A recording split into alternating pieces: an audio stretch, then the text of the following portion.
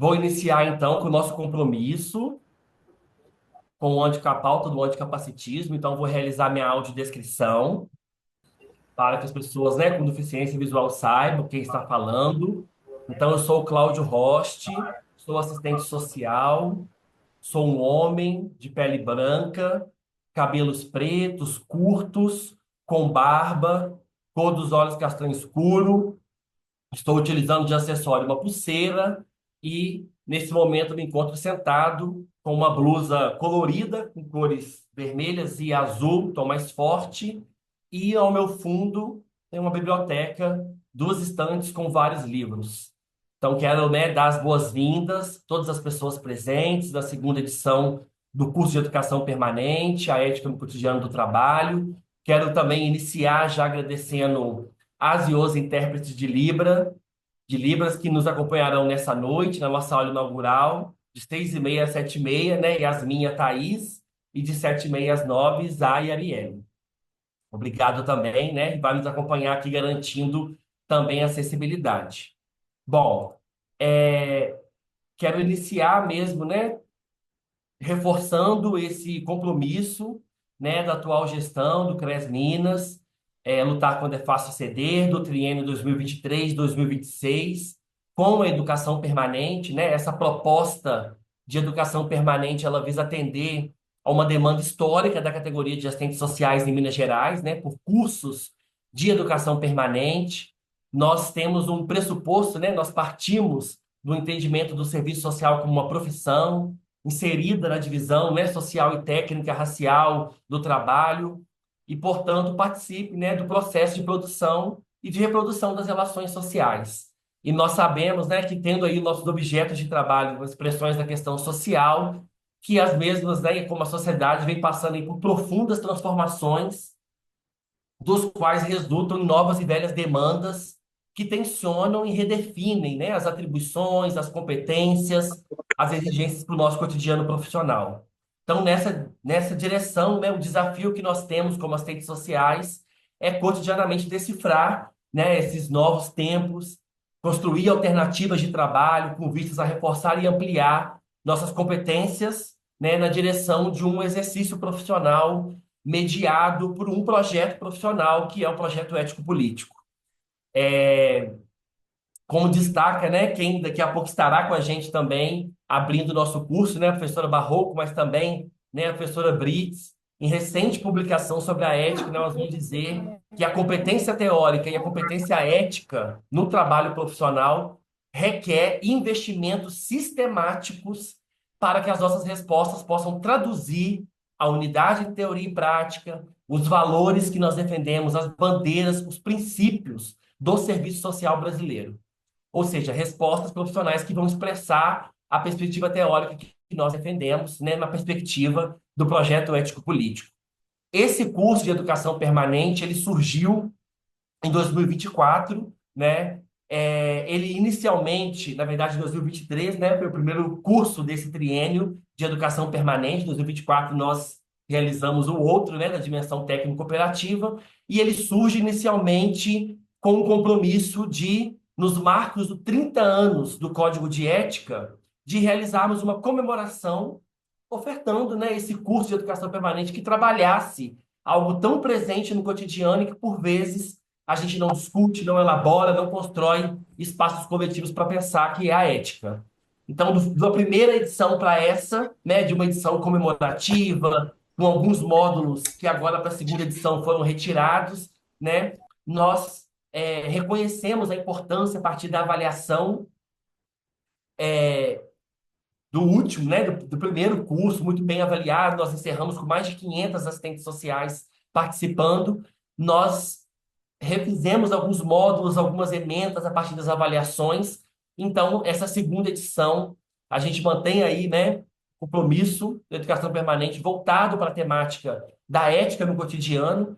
É um curso que foi estruturado, né, principalmente a partir de três grandes comissões do CRES Minas Gerais: a Comissão de Trabalho e Formação Profissional, né, que tem esse compromisso com a formação continuada; a Comissão de Orientação e Fiscalização, né, que é a nossa COF, também, né, com uma tarefa de que a educação permanente, né, ela orienta, então ela previne, né, a violação e também a nossa tão importante aí Comissão Permanente de Ética, né, que é a CPE. Então, é um curso que se volta e é ancorado em três comissões internas, né, cujo objetivo central é contribuir para promover o aprimoramento intelectual, aprimoramento técnico, né, aprimoramento ético-político, de forma a qualificar o nosso exercício profissional, mediado por uma projeção ético-política, na perspectiva de potencializar a melhoria dos serviços prestados à população usuária.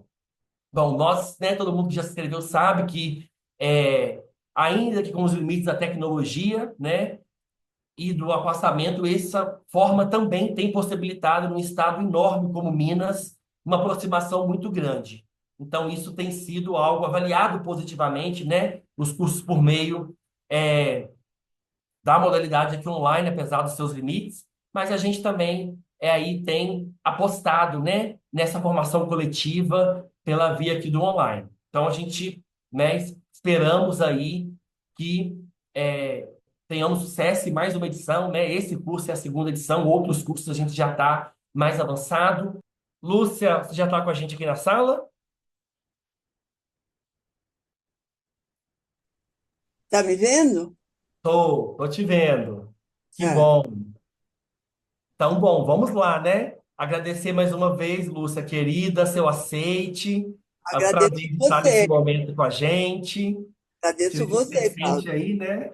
É isso aí. No Ética em Movimento, e a gente está muito feliz com mais essa edição e com a oportunidade de ouvi-la aí abrindo essa segunda edição do nosso curso. Então, o tema dessa aula inaugural, né, é a atualidade da ética diante da conjuntura e do trabalho de assistentes sociais. E a nossa convidada é a nossa aí grande referência no debate da ética, a professora Maria Lúcia Silva Barroco, assistente social, professora de ética profissional, coordenadora do Núcleo de Estudos e Pesquisa em Ética e Direitos Humanos do Programa de Pós-Graduação da PUC São Paulo, autora aí, né, de vários livros e artigos fundamentais para a ética e o trabalho de assistentes sociais. Então, muito obrigado mais uma vez, Lúcia. A gente vai deixar aqui você à vontade agora, e quando tiver faltando um tempinho, a gente vai te sinalizando aqui. Tá Muito bom, obrigado Cláudio. mais uma Muito vez. obrigada. Obrigada. Parabéns, viu? Então, boa noite. Assistentes sociais da segunda edição do curso de Educação Permanente do CRES Minas Gerais. Eu já participei também da primeira edição, não é? Então, eu quero afirmar. E também boa noite para os meus alunos e alunas que eu convidei para estar aqui. Não sei se estão, tá? Quero afirmar a minha alegria por participar dessa aula inaugural, agradecendo ao convite feito pelo Cláudio para estar aqui, parabenizando o CRES Minas Gerais, em nome do seu presidente e da equipe organizadora, por essa iniciativa que visa uma capacitação continuada, comprometida eticamente com as diretrizes do projeto ético-político e do Código de Ética Profissional. Eu vou me apresentar em termos da minha visão, das minhas características, tá? Então, eu sou uma mulher branca, de cabelos castanhos, eu uso óculos de aro azul esverdeado, eu estou vestindo um vestido verde com flores vermelhas e estou usando um brinco vermelho, tá? Então é isso. Bom, a minha ideia, vocês estão me ouvindo bem? Eu Sim, sumi, Lúcia, tudo perfeito. eu sumi, a tela minha sumiu. Mas aqui tá normal pra gente. Tá bom. É. Então, é, acho que agora pronto. Então, a minha ideia é primeiro situar os fundamentos, conforme você me pediu, os fundamentos da ética, situar alguns dados da conjuntura para depois entrar no serviço social, tá? Então, em primeiro lugar, né, então, informar que a minha concepção é baseada no Código de Ética Profissional de 1993 e nos pressupostos teóricos do pensamento de Marx e de pensadores da tradição marxista. Então, o que vem a ser o comportamento ético, né? Quais são os seus fundamentos? Em nossa vida cotidiana, nós somos constantemente motivados a reagir diante de situações que envolvem a violação de direitos, discriminações, preconceitos, etc. Diante dessas situações, nós temos a existência de alternativas de escolha. E essas escolhas, elas são orientadas e orientadoras do comportamento social dos indivíduos na sociedade. Essas escolhas e alternativas, elas visam a realização de valores que são considerados positiva ou negativamente, tá? Então, todo mundo, né, na sua vida cotidiana, é chamado a responder a determinadas situações, elas nos chamam a atenção, porque elas violam direitos, porque elas mexem com os nossos sentimentos, nos deixando indignados, trazendo reações que são motivadas por valores, valores que consideramos positivamente ou negativamente. Então, a gente diz que a construção de alternativas relativas ao que os indivíduos valoram positiva ou negativamente é histórica e depende do desenvolvimento das relações sociais, que são também desenvolvidas ao longo da história. Segundo as análises de pensadores vinculados à tradição marxista, como Georges Lukács, as condições para o desenvolvimento da capacidade humana de criar valores e agir com base em valores são instituídas a partir do desenvolvimento do trabalho. Então, parte-se dessa ideia de que foi quando os homens, né, quando os humanos desenvolveram o trabalho, é que eles conseguiram desenvolver outras capacidades, especialmente a capacidade de criar valores e de agir valorativamente.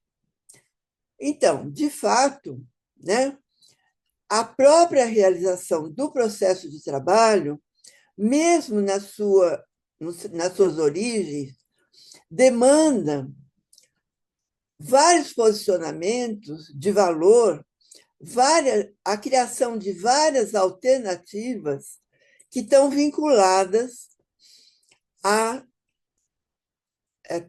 valoração, né, no sentido da criação de alternativas de escolha. Diz o Lukács, quando o homem primitivo escolhe de um conjunto de pedras somente uma que lhe parece mais apropriada aos fins que ele necessita e deixa outras de lado, é óbvio que se trata de uma escolha, de uma alternativa. Então, no processo de trabalho, quando, diante da visualização de uma finalidade, da projeção de uma finalidade a ser construída.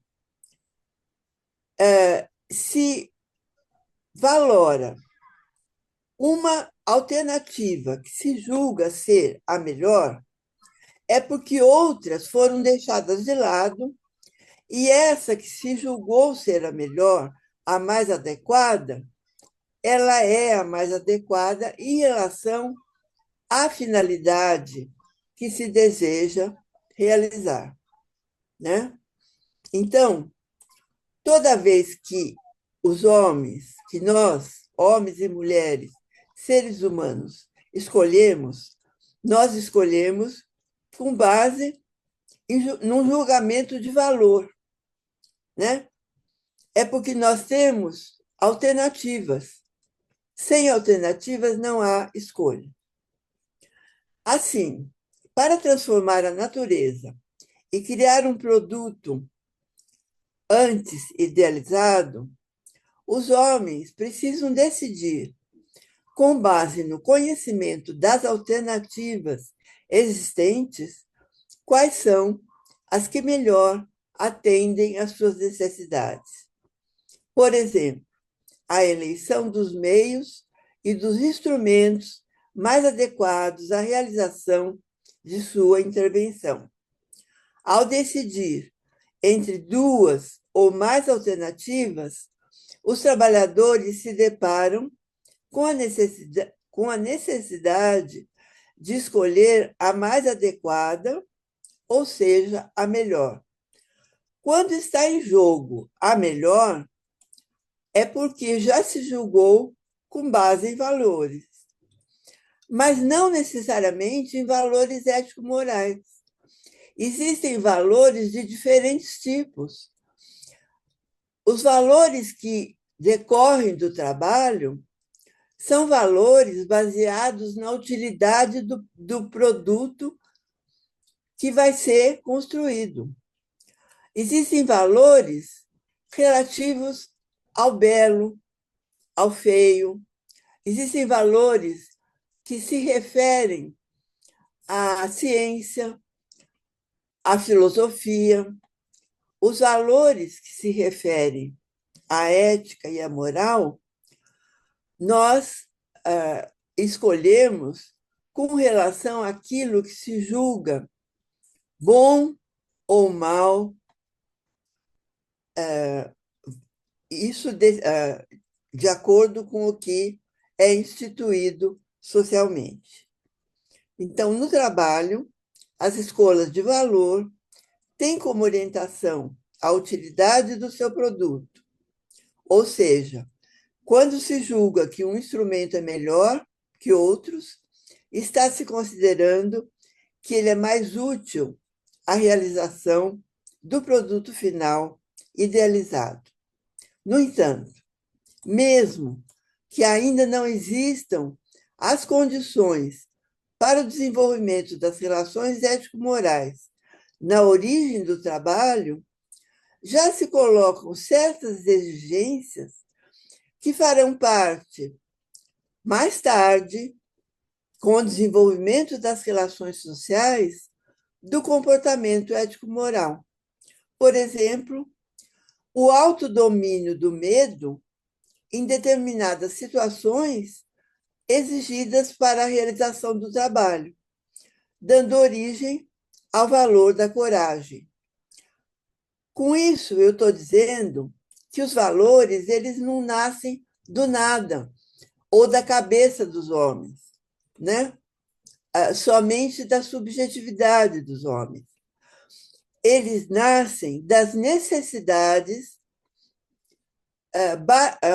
predominantemente da produção material da existência, né? Nós vamos ver daqui a pouco que uma sociedade cuja produção econômica é voltada somente à subsistência, como nas sociedades primitivas, vai criar valores que são de socialização de tudo, né? Não se cria nessa sociedade primitiva a valoração em cima da, do indivíduo voltado a si mesmo, ou seja, do individualismo, né? Então, tem a ver a forma como os homens estão produzindo os seus meios de vida e o nascimento dos valores, a origem dos valores. Então, com o desenvolvimento histórico da vida em sociedade, as escolhas de valor são ampliadas para o âmbito das relações que envolvem os processos de sociabilidade, gerando posicionamentos e decisões de valor que buscam orientar a conduta dos homens entre si. Então, se no trabalho as escolhas de valor são relacionadas ao produto do trabalho, aqui elas estão relacionadas à realização de valores que os homens querem materializar entre si, né? Ou seja, se existem para determinada sociedade valores que são importantes, então esses valores buscam ser realizados de indivíduo para indivíduo, dos homens para os outros homens, né? Assim, a capacidade humana de se comportar eticamente, gerada a partir do trabalho, se desenvolve de acordo com as necessidades e possibilidades históricas das sociedades nas quais se insere. A moral foi a primeira forma de objetivação da capacidade humana de se comportar eticamente. Então, vamos pensar assim, que o ser humano adquire a capacidade de se comportar eticamente. O animal não se comporta eticamente. O animal não age porque ele tem valor. Ele age por necessidade de subsistência na natureza. O homem, o ser humano, age de acordo com a sua projeção das necessidades e a realização dessas necessidades. Ele tem a capacidade de projetar a sua vida, de projetar o futuro, de projetar as mudanças, né? Ele tem consciência. O animal não tem consciência.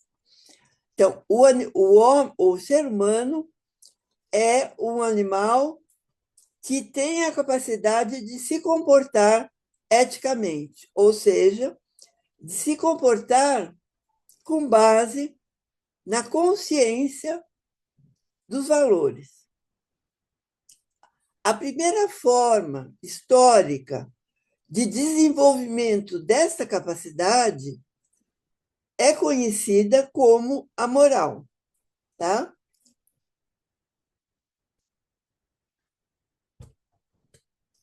Então, a moral foi a primeira forma de objetivação da capacidade humana de se comportar eticamente, ou seja, com base em valores e alternativas de valor, sendo desenvolvida historicamente nas sociedades primitivas e surgindo como resposta às necessidades de convivência social entre os homens.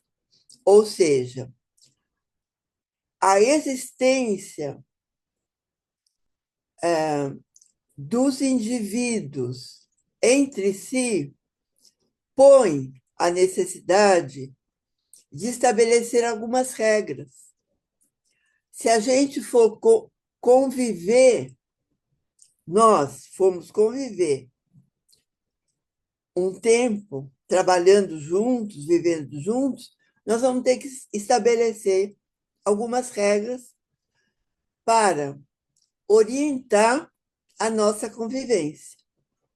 Porque, senão, como que nós vamos estabelecer quem faz o quê e quem é responsável por fazer tais coisas ou não fazer, né? Então, a organização social dos indivíduos supõe algumas regras de convivência.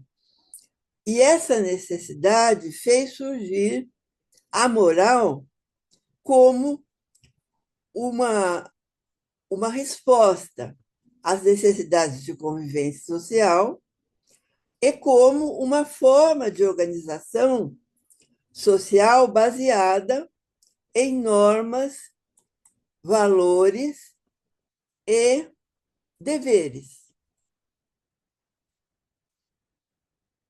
Regras de comportamento e sanções em relação à desobediência de tais regras. Porque se um for trabalhar mais que o outro,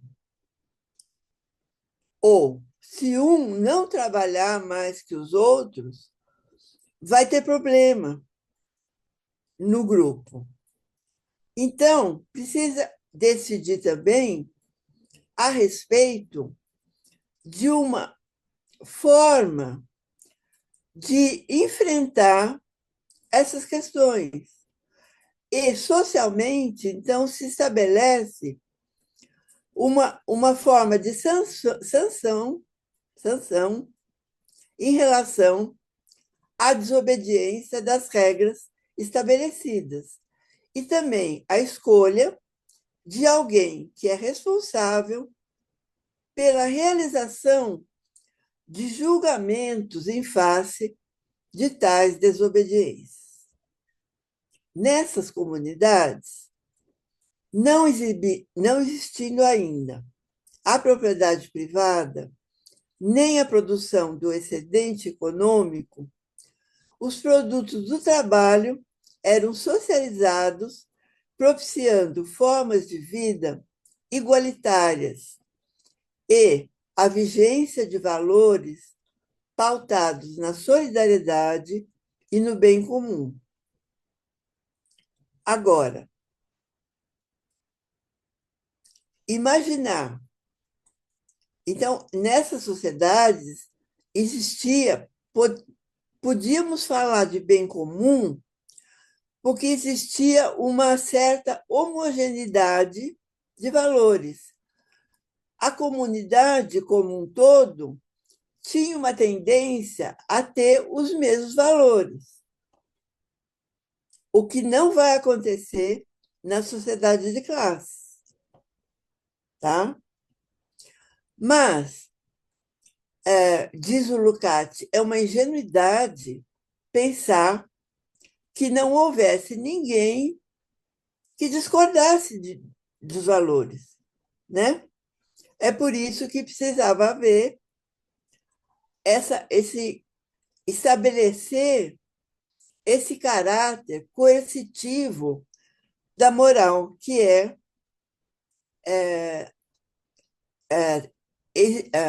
ter sanções em relação à desobediência de tais regras, né?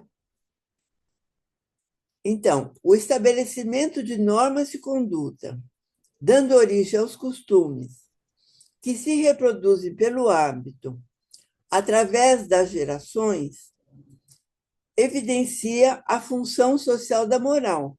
Acabei de falar quem é. Oi? Está falando comigo? Não, professor Lúcio, foi alguém com o áudio aberto.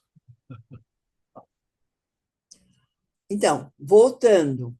Assim, o estabelecimento de normas de conduta, dando origem aos costumes que se reproduzem pelo hábito através das gerações, evidencia a função social da moral como forma de regulação do comportamento dos membros da comunidade. mostrando que a moral tem um caráter coercitivo. Se é necessário regular o comportamento dos indivíduos, estabelecer regras, é porque existe a possibilidade de desobediência das normas, tá? Com o desenvolvimento da sociedade e de novas formas de sociabilidade, os valores tornam-se heterogêneos. Não existe, passa a não existir mais aquela moral aonde a maioria tem os mesmos valores. A moral passa, vai sendo substituída por formas de regulação social inscritas na dinâmica de reprodução das classes sociais, na vigência da propriedade privada e da exploração do trabalho. A referência ao que é bom ou mal passa a ser incorporada às estratégias de controle ideológico das classes dominantes e a moral passa a se configurar como um sistema social de exigências e expectativas em relação ao comportamento social dos indivíduos, mediando as diferentes atividades sociais. Eu há pouco falei que a moral primitiva precisava ter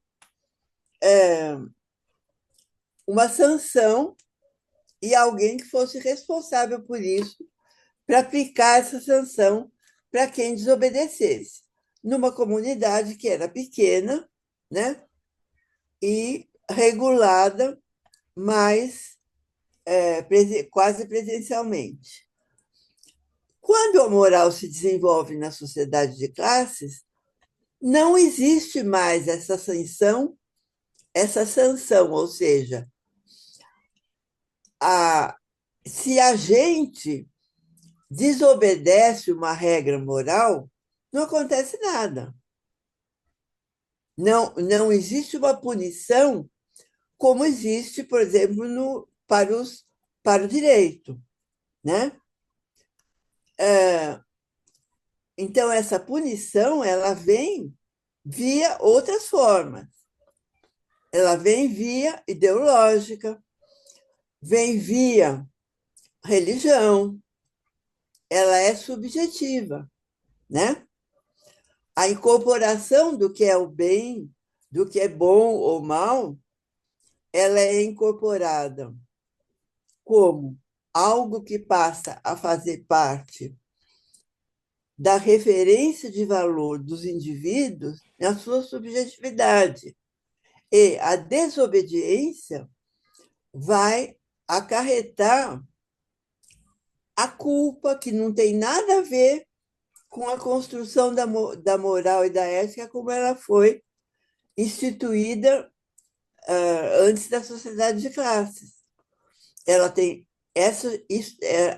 a sua referência à culpa, por exemplo, ela vem do cristianismo, ela vem da religião, né? Então, é uma internalização que vem via outras coisas, mas nós não, a sociedade não tem uma sanção no sentido de ninguém vai preso se não obedecer a uma regra moral. Pode ser, mas aí tem todas as complicações sociais. O indivíduo pode ser mal visto pelo grupo, tem várias questões, né? Mas não tem aquela sanção como foi na sua origem, tá?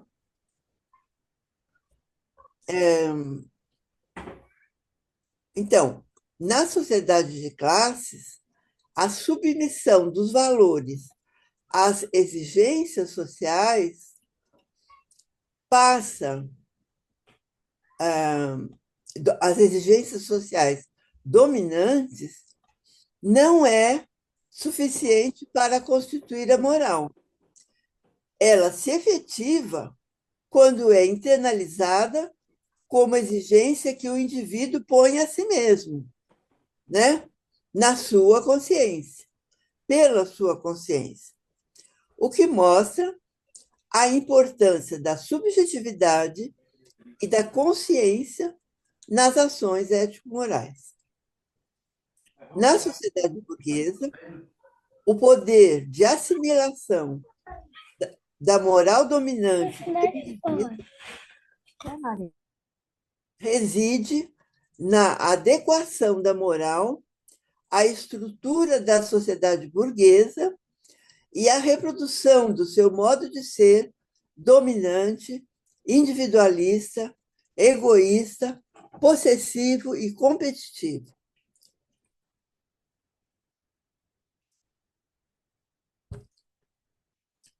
A moral diz respeito à reprodução do indivíduo em sua singularidade, não esgotando as possibilidades do ser social como um ser de escolhas e alternativas, portanto, um ser de liberdade. Assim, quando o indivíduo adquire consciência de sua dimensão genérica, quando vivencia situações que buscam interferir na totalidade social, na direção da liberdade, sua consciência moral se eleva acima da sua singularidade, instaurando a sua intervenção social como uma praxis ética. Então, eu estou explicando aqui a diferença, né, que eu estabeleço entre moral e ética. A moral diz respeito à reprodução do indivíduo singular, né? As, as, as exigências, as possibilidades, a riqueza humana que existe, né, enquanto possibilidade ao ser social como um ser da praxis, como um ser de liberdade, como um ser de escolhas e alternativas éticas, né? Se realiza, pode se realizar, não pode se realizar somente na existência do indivíduo em sua singularidade. Então, quando o indivíduo, né, ascende, toma consciência, entra em contato com essas possibilidades, né, com essas alternativas, através da sua própria condição moral, ele pode adquirir consciência e vivenciar situações que se voltam não mais para a reprodução da sua singularidade, mas para interferir na totalidade social, na direção da ampliação da sociabilidade, da liberdade, né, da consciência dos indivíduos, né? E ele se eleva, ele pode ascender, né, acima da sua singularidade, instaurando a sua prática, a sua intervenção social como uma praxis ética, tá? Quanto mais os indivíduos adquirirem condições de se interagir com a riqueza humana, interagir com escolhas e alternativas da praxis, com, com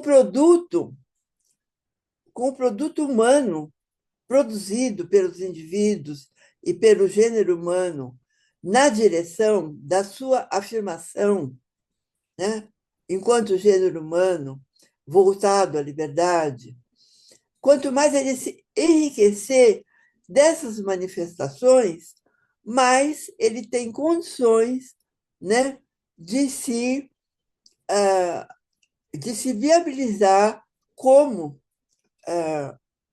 um sujeito realizador dessa praxis ética.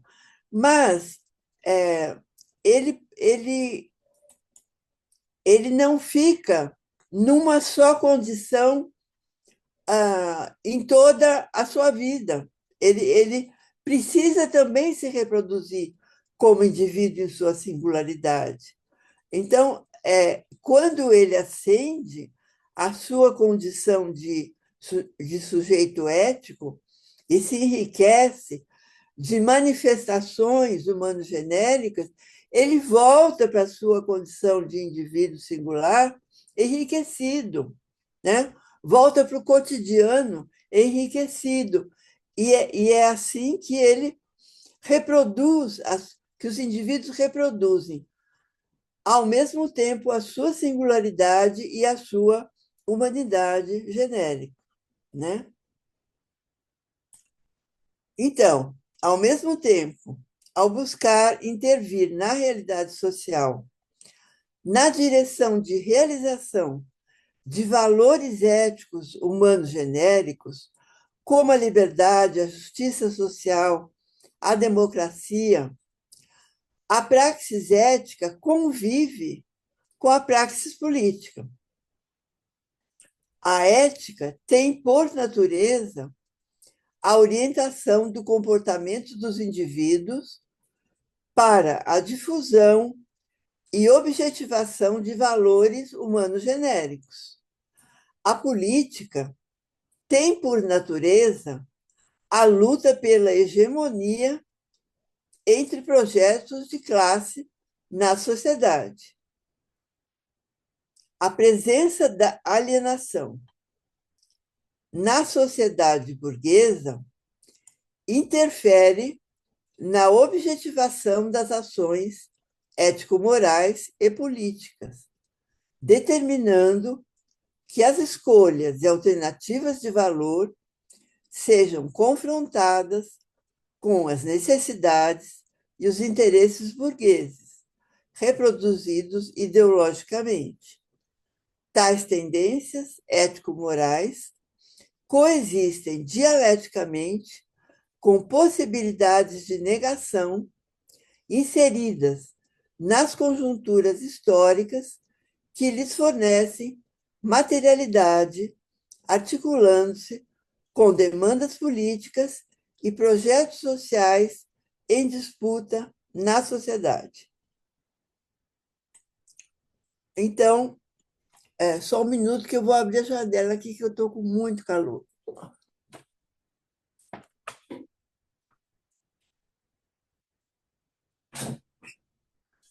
Nossa.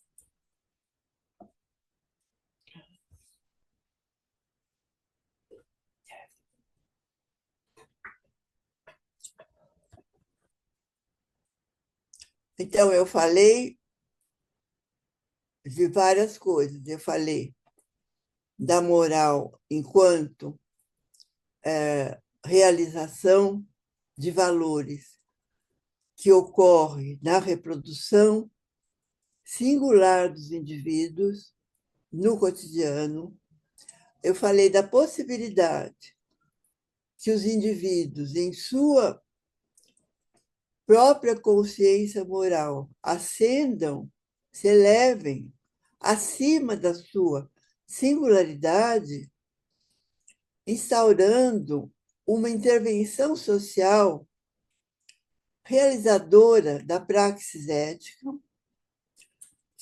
que se caracteriza por realizar valores humanos genéricos como a liberdade, né? A justiça social, ou seja, valores emancipatórios voltados à totalidade social, para interferir na totalidade social e realizar tais valores. Eu falei também da presença da alienação. Na sociedade de classes, a alienação está presente, né? Não só na sociedade burguesa, desde a sociedade de classes. E a alienação vai interferir nas objetivações morais e éticas, né? E políticas, interferindo de tal forma que as escolhas e alternativas de valor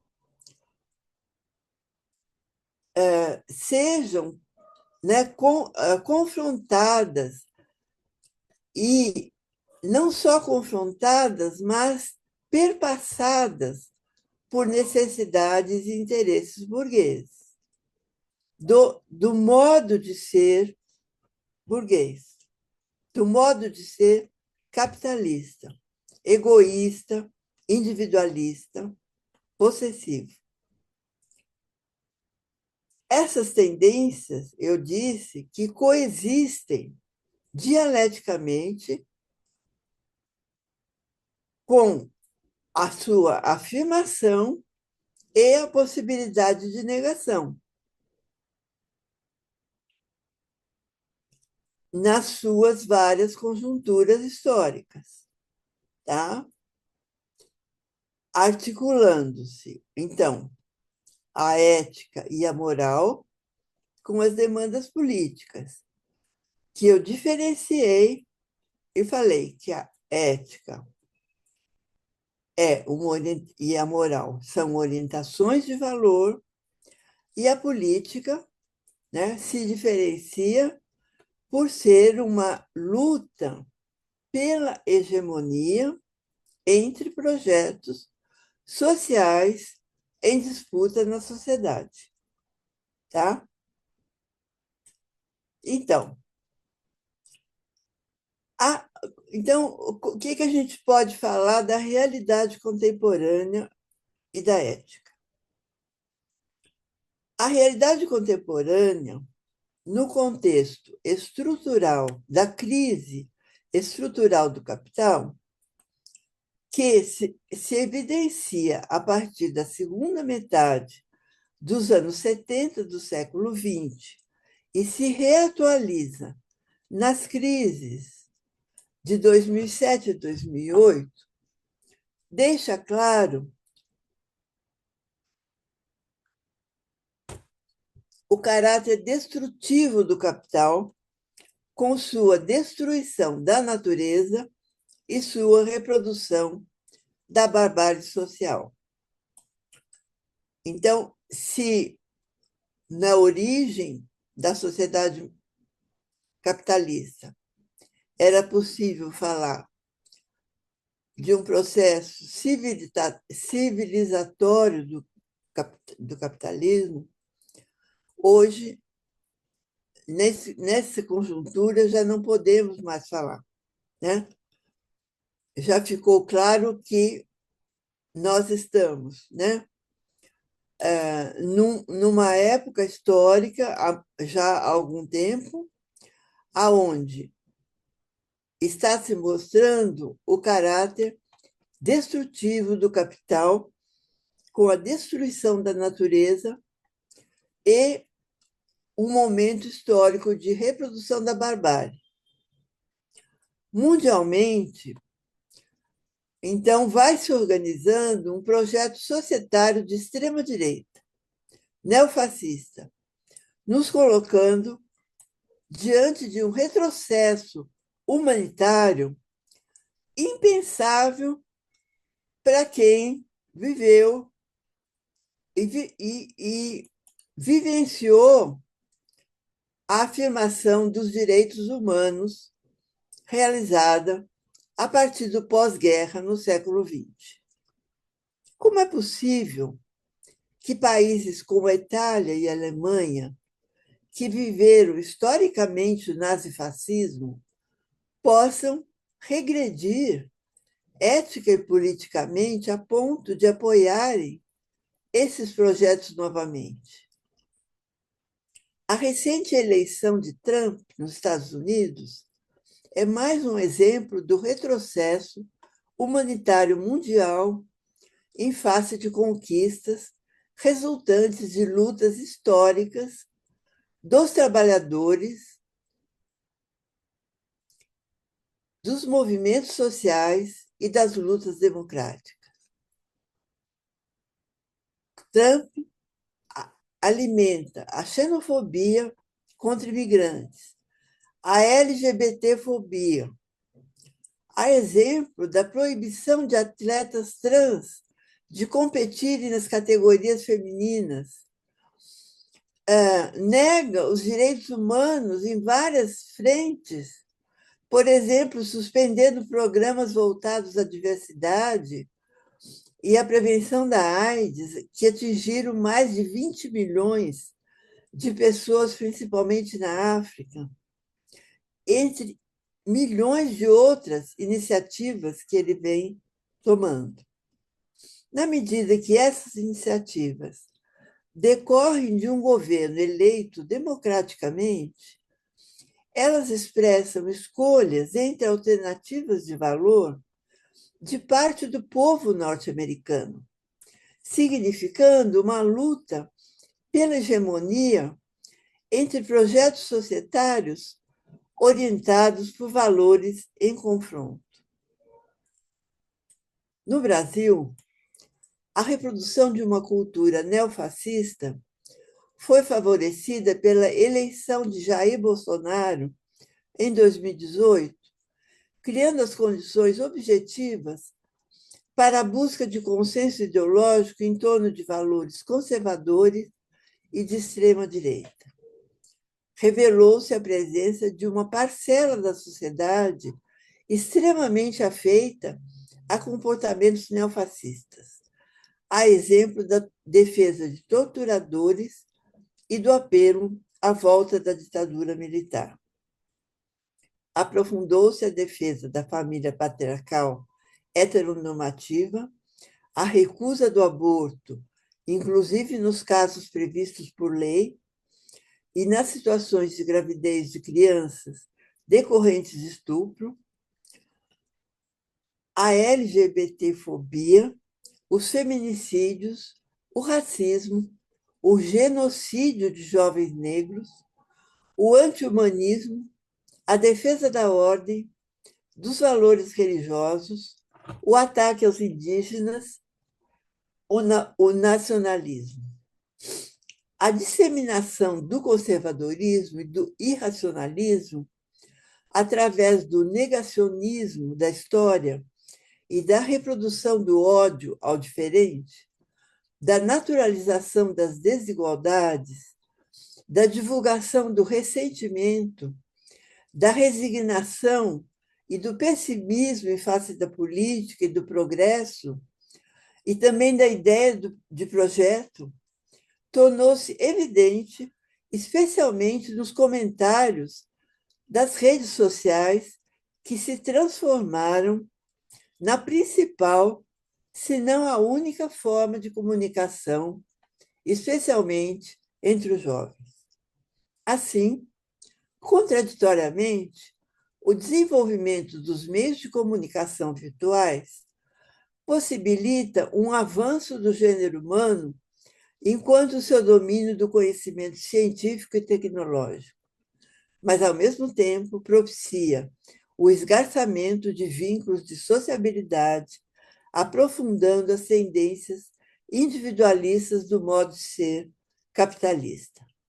A objetivação de relações sociais mediadas somente por meios virtuais tem sérias implicações para a realização de uma ética orientada por valores humanos genéricos e pela responsabilização dos sujeitos em face das consequências de suas escolhas. No interior de todos esses processos, em 2025, o Brasil recebe o primeiro Oscar da história dessa premiação pelo filme Ainda Estou Aqui, de Walter Salles. esse filme, que retrata a luta de Eunice Paiva pelo reconhecimento do assassinato e desaparecimento de seu marido, o deputado Rubens Paiva, por parte do Estado brasileiro, durante a ditadura empresarial militar de 1964, desencadeou uma reação na sociedade brasileira, cujo alcance ético e político tem assumido proporções inéditas.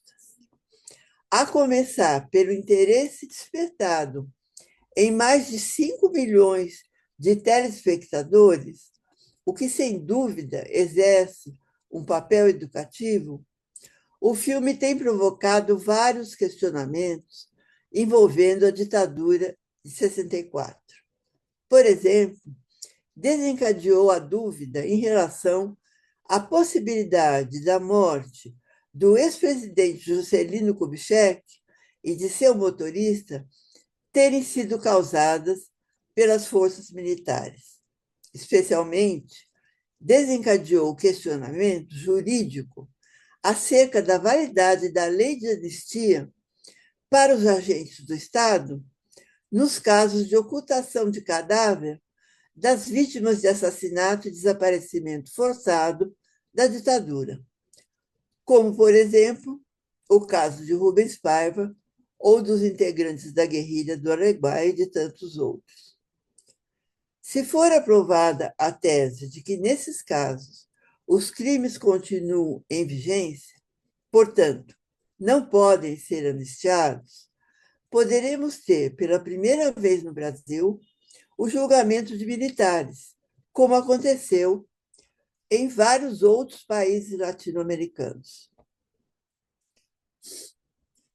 Bom, e o serviço social, né?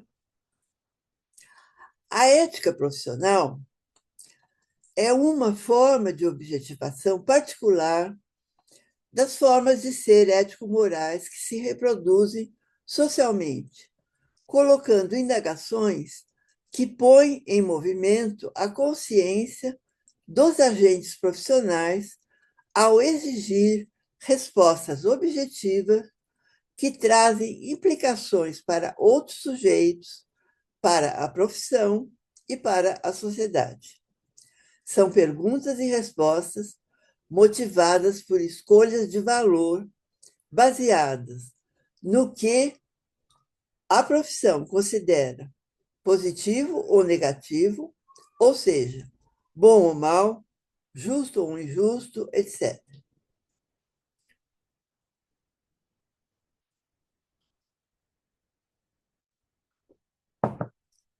As respostas éticas profissionais não decorrem de posicionamentos pessoais, ou não deveriam ocorrer. São decisões deliberadas coletivamente pela categoria e acatadas pelos profissionais.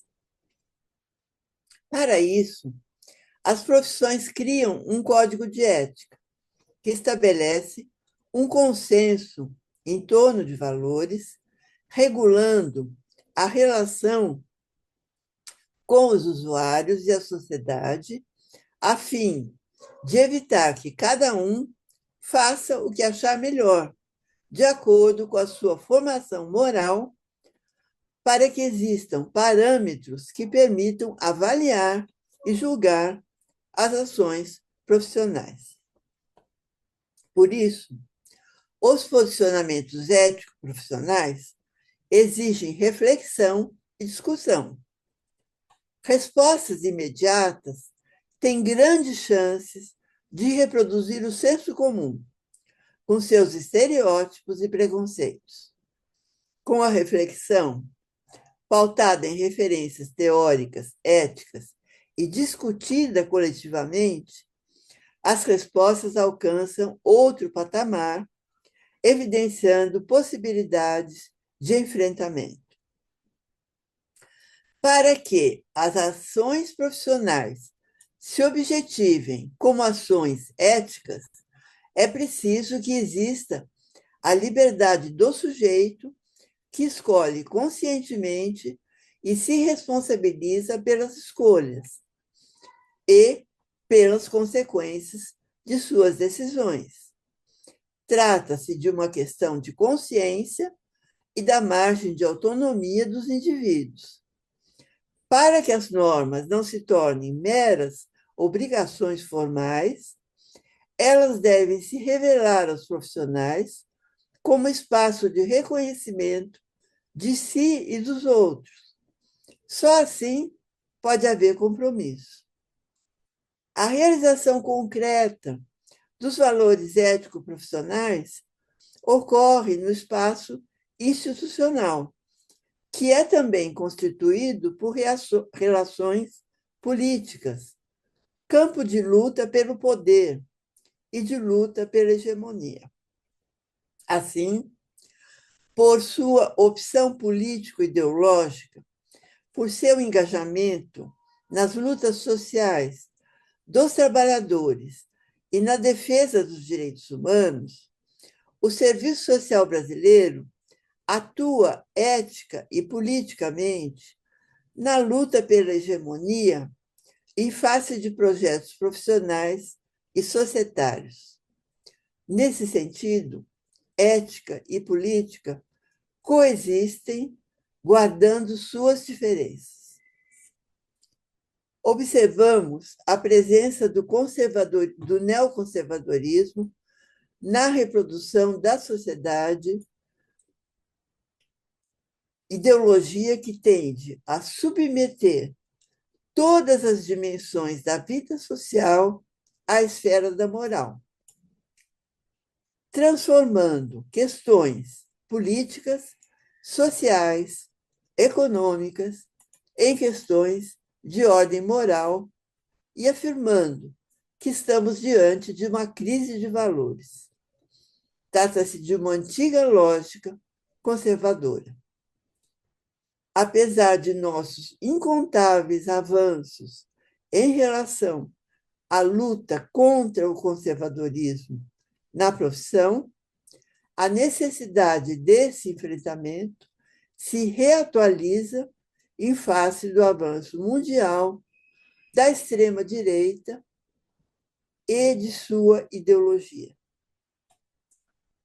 A ideologia neoconservadora reproduz, através das políticas e programas sociais, a lógica punitiva e moralista que a sustenta, especialmente nas instituições voltadas ao confinamento e ao ajustamento dos indivíduos considerados fora da ordem,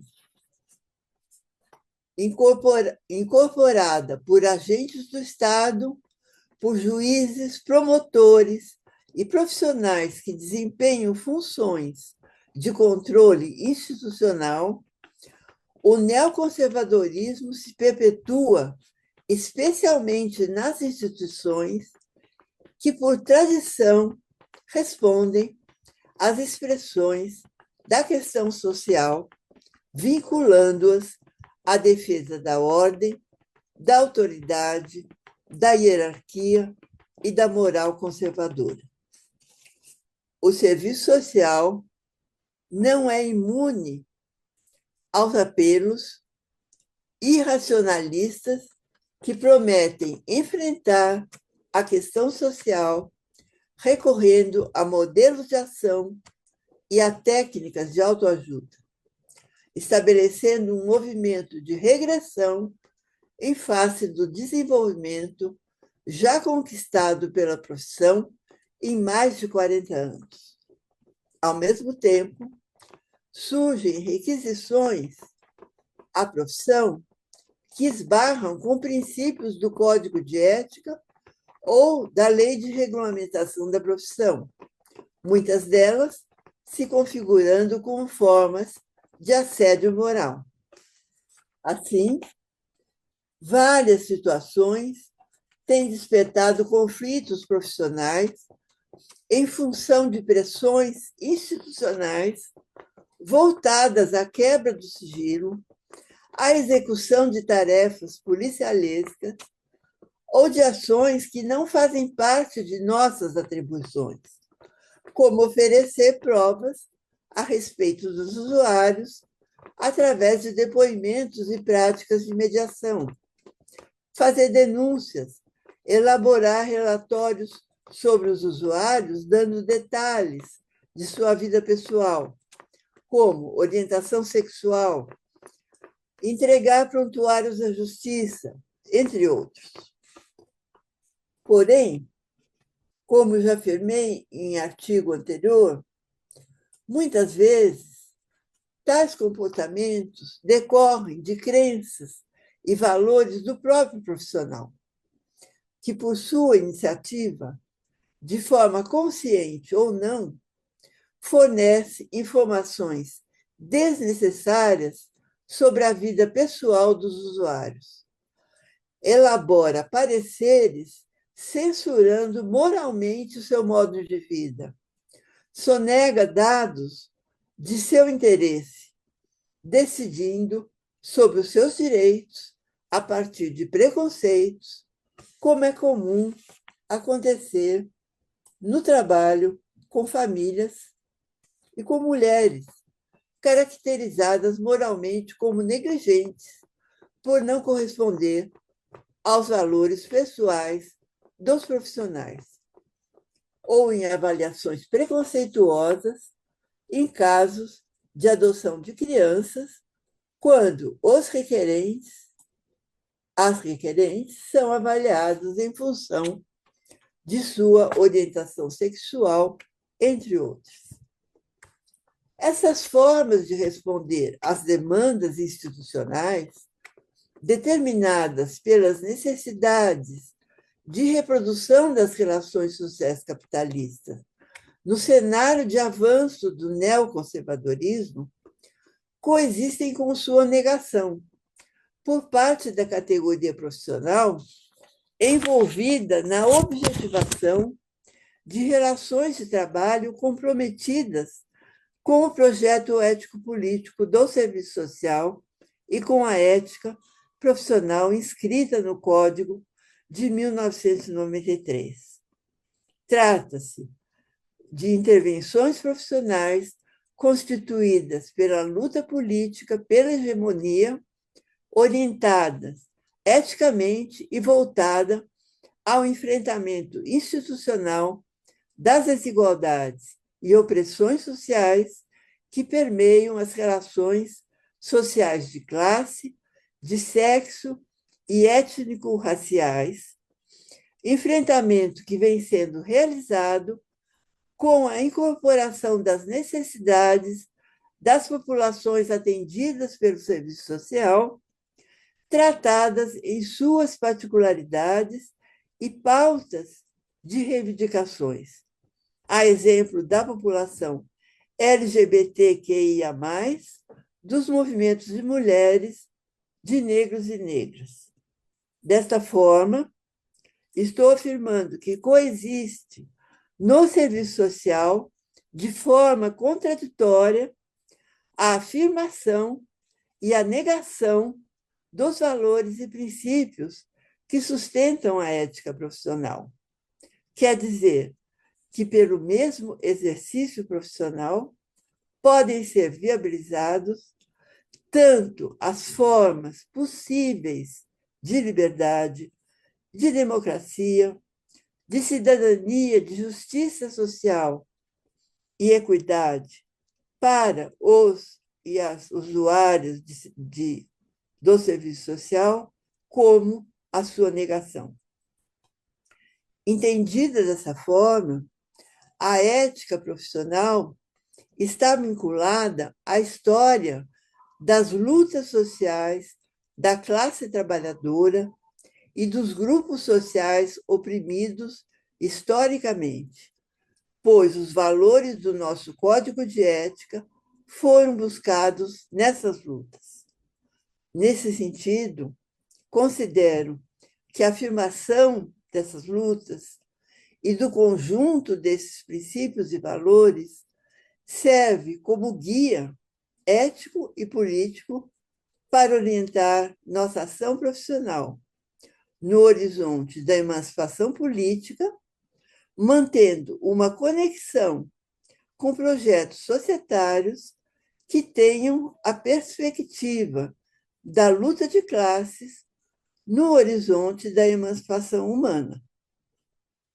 Muito obrigada. Nós que agradecemos imensamente, professora Lúcia, a belíssima, importante e tão atualizada exposição, anotando aqui tudo, mas nós, assim, ainda bem que nós gravamos, né, gente?